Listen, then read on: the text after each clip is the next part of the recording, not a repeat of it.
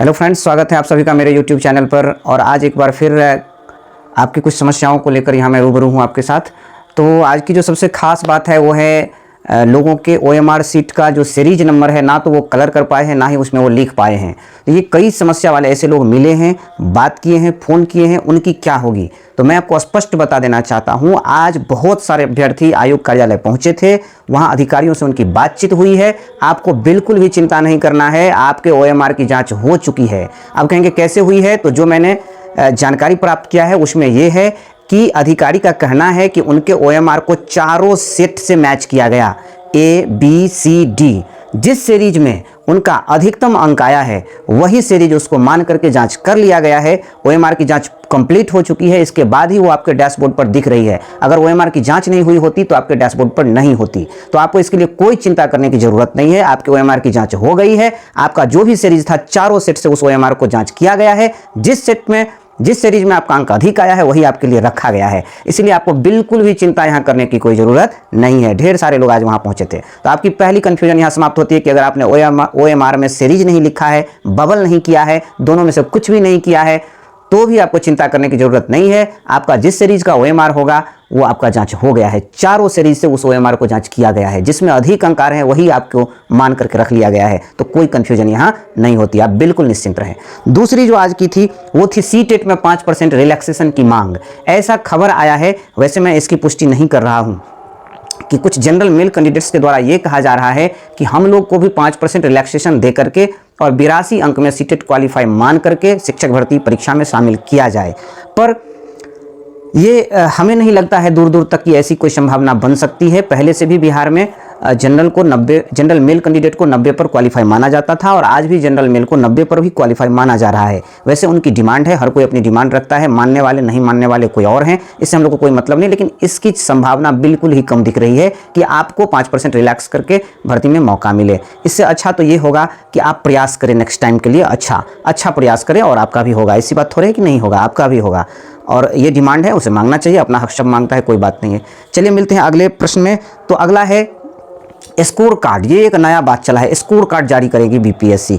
ये इसकी भी मैं पुष्टि नहीं कर रहा हूँ आधिकारिक, क्योंकि ये मैं खुद ये बात नहीं जानता हूँ, लोग ऐसा कह रहे हैं, मेरे पास भी ऐसा कॉल आ रहा है। तो मैं इसके बारे में बता सकता हूँ कि स्कोर कार्ड जारी करने का आखिर BPSC का मकसद क्या हो सकता है। BPSC की सिर्फ एक ही मकसद हो सकती है कि अगर ज़रूरत पड़ेगी तो नीचे से कम अंक वाले को भी ऊपर उठाया जाएगा। इसीलिए स्कोर कार्ड की ज़रूरत वहाँ होती है जहाँ काउंसिलिंग की ज़रूरत होती है। तो ऐसा उम्मीद करते हैं कि हो सकता है जितने लोग को शॉर्ट लिस्ट करके DV के लिए बुलाया जाएगा, अगर उसमें कुछ कम हो जा रहे हैं किसी कारणवश, चाहे डॉक्यूमेंट में, चाहे फर्जी डिग्रियों में, बहुत सारे लोगों ने फर्जी डिग्री भी बना लिया है। और मैं आपको तो ये बात बताऊं कि ऐसा भी सुनने में आया है कि बहुत सारे लोगों ने CTET में जो है वो फर्जी तरीके से ये किए हुए हैं। अगर उनकी जाँच हो जा रही है तो निश्चित रूप से घटेगा कैंडिडेट। इस स्थिति में, ऐसे केस में अगर स्कोर कार्ड रहेगा तो नीचे के कैंडिडेट को भी ऊपर ला करके उनको मौका मिल सकता है। तो हो सकता है स्कोर कार्ड जारी करने के पीछे BPSC की यही वजह रही हो कि ज़रूरत पड़ने पर नीचे के कैंडिडेट को भी बुला करके स्थान दिया जाए।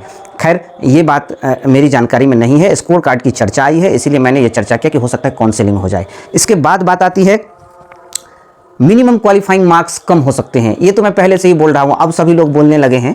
तो मुझे पहले से ही लग रहा था कि अगर कैंडिडेट्स नहीं हो पाता है तो मिनिमम क्वालिफाइंग मार्क्स, उन्होंने अध्यक्ष महोदय के द्वारा भी ऐसा कहा गया है कि 75% सीट भरने के लिए जहाँ भी कम करना होगा किया जाएगा। तो इसमें कोई भारी बात नहीं है। मिनिमम क्वालिफाइंग मार्क्स ज़रूरत पड़ने पर कम हो सकती है और स्कोर कार्ड जारी करने के पीछे भी यही वजह हो सकती है। ज़रूरत पड़ी तो कम वाले को भी लिया जाएगा। तो मिनिमम क्वालिफाइंग मार्क्स कम हो सकती है। मैं जब भी कट ऑफ बनाता हूँ तो आप देखेंगे कि मेरा कट ऑफ काफ़ी कम से रहता है। तो लोग काफ़ी कॉमेंट्स करते हैं मेरे ऊपर, कहते हैं लोग कि इनको जानकारी नहीं है कि कितना है क्वालिफाइंग मार्क्स। ऐसी बात नहीं है भाई, मुझे जानकारी है, पर मुझे लगता रहता है कि कैंडिडेट नहीं पढ़ेंगे। कई लोग ऐसे कमेंट कर देते हैं कि 3 लाख है कैंडिडेट, आप कैसे इतना कम बता देते हैं। अरे भाई, 3 लाख लोग कि 50 लाख लोग रहने से क्या होगा। यहाँ CTET जो क्वालिफाई करेगा उसी में ना बात होगी। 3 लाख लोग रहने से क्या होगा। 3 लाख लोग रहने से यहाँ कुछ नहीं होता है। जो लोग CTET क्वालिफाई किए हैं, मात्र उन लोगों की बात करिए। आप बताइए कि कितने लोग CTET क्वालिफाई, मात्र उतने लोगों की बात करिए। इसी कारण मैं थोड़ा नीचे से ही उठाता हूँ। तो ये जो है कट ऑफ कम होने की संभावना ये हो सकती है। चलिए आगे बढ़ते हैं। अगला जो प्रश्न है हमारा, अपीयरिंग जो CTET कैंडिडेट है वो क्वालिफाई कर गए हैं, तो हो सकता है उन्हें एक मौका मिले अपने डॉक्यूमेंट अपलोड करने का या अपने डॉक्यूमेंट को अपडेट करने का, कुछ भी ऐसा मौका मिल सकता है ताकि जो क्वालिफाई नहीं है उन्हें जो है शॉर्ट लिस्ट नहीं किया जा सके। इसके लिए कोई ना कोई उपाय निकलेगा। फिलहाल अभी इसकी कोई सूचना नहीं है। इसके बाद अगला जो क्वेश्चन है वो है 9-10 में संस्कृत वालों के लिए तो सिर्फ 9-10 में सोशल साइंस के लिए ज़्यादा भीड़ चल रही है। संस्कृत में 50 नंबर या उससे ऊपर आपका आ रहा है तो निश्चित होना माना जा रहा है। इसके बाद आपका आ रहा है एक और प्रश्न फ्रीडम फाइटर्स के लिए। तो फ्रीडम फाइटर्स वाले का कट ऑफ क्या है? तो आप देख सकते हैं फ्रीडम फाइटर में सभी लोग हो सकते हैं, जनरल हो सकते हैं, बीसी हो सकते हैं, एससी एसटी फीमेल सब हो सकते हैं। तो इस केस में क्या होगा, जो जनरल का cut off marks qualifying minimum है वही होगा आप में भी जनरल का। अगर आप फ्रीडम फाइटर बीसी से हैं तो बीसी का जो मिनिमम क्वालिफाइंग मार्क्स है वो होगा आपके लिए। तो इस तरीका से जो भी हो तो वो आपको रहेगा क्वालिफाइंग मार्क्स। अब बात आती है कि क्या किया जाएगा। तो आपके लिए रिजर्वेशन है। इस रिजर्वेशन के केस में आपको बिल्कुल ही घबराना नहीं है। इस रिजर्वेशन के केस में निश्चित रूप से आपका जो है कुछ भी अंक ला रहे हैं, थोड़ा बहुत भी, अगर 75% भी सीट भरता है तो आपका होना तय माना जा रहा है। इसीलिए आप इसमें बिल्कुल नहीं घबराएं। आप जनरल से हैं कि बीसी से हैं कि जो भी है, लेकिन आपका होना लगभग तय माना जा रहा है, क्योंकि आप फ्रीडम फाइटर से हैं और वो आरक्षित है। उसमें बाहर के जनरल नहीं आ सकते, बाहर के बीसी नहीं आ सकते। सिर्फ आप में फ्रीडम फाइटर में जो जनरल और बीसी होंगे सिर्फ वही रहेंगे। तो इस तरह से हम लोगों ने आज, बिजली चली गई है, इस तरह से हम लोगों ने आज के जो वीडियो की मुख्य बातें थी उस पर चर्चा किया है। और एक बात तो और हो गई कि आज आप जानते होंगे कि एसटीईटी का रिजल्ट आ गया है। एसटीईटी का रिजल्ट के आधार पर ही आप तैयारी करेंगे ताकि अगली जो TRE2 होगा उसमें आपकी अच्छी रहे। क्योंकि देखिए जिस विषय में ज़्यादा लोग क्वालिफाई हैं उस विषय में फिर वहाँ ज़्यादा मुश्किल होगी। इसलिए जिनके विषय में ज़्यादा लोग क्वालिफाई कर रहे हैं वो लोग थोड़ा ज़्यादा ही मेहनत करिए ताकि आप अच्छे से वहाँ पर कर सके अपनी सब बात। तो मिनिमम जो जिस विषय में कम लोग क्वालिफाई हुए हैं, थोड़ा सा एक नज़र इस पर भी देख लेते हैं। चलिए चलते चलते इस पर एक नज़र देख लेते हैं। देखिए ज़रा क्या है इसका डाटा। देखिए ये जो आंकड़ा है ये माध्यमिक का है। तो माध्यमिक का विषय बार देख सकते हैं कि किस विषय में कितने अभ्यर्थी सम्मिलित हुए थे और कितने क्वालिफाइड हुए और कितना प्रतिशत रिजल्ट हुआ है। तो आप देख सकते हैं इस केस में 90% लोग उर्दू में आप देख सकते हैं कि 90% लोग यहाँ पर क्वालिफाई हुए हैं। तो उर्दू में जो 90% लोग क्वालिफाई हुए हैं, तो इस हिसाब से उर्दू की यदि आप बात करते हैं तो गौर से देखिए, उर्दू में आपको ज़्यादा मेहनत करना पड़ेगा तभी आपकी रिजल्ट आएगी। उसी तरह से ये देखिए 90% लोग जो हैं, ये अंग्रेजी वाले को भी 10वीं में काफ़ी मेहनत करनी पड़ेगी। मोटा मोटी सब विषय में मेहनत करनी पड़ेगी। आप देख लीजिए तो अच्छा ही रिजल्ट रहा है। एक जो 66 देख रहे हैं यहाँ पर वो है फिजिकल एजुकेशन का।